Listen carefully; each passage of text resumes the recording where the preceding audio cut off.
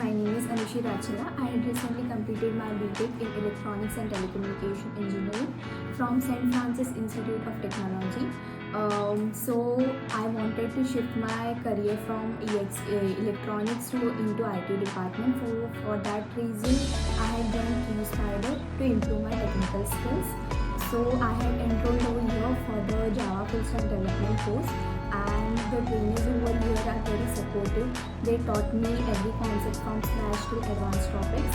So mainly the grooming session, the mock test and the aptitude sessions, which are really very helpful.